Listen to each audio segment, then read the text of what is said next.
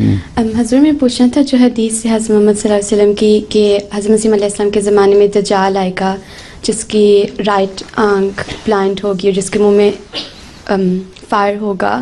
जो गैर अहमदी हैं वो इसको गलत समझते कि वाकई एक इंसान होगा, लेकिन हम उनको कैसे समझा सकते हैं कि जो तो अक्लमंद हैं उनको तो समझ आ जाती है वो चुप खामोश हो जाते हैं। जो मौलवी है उनको समझ आ ही नहीं सकती कभी।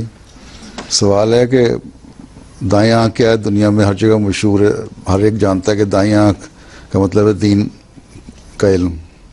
उनको दीन तो है नहीं, दुनिया उनकी बहुत है, तेज़ है, हैं? और वो है।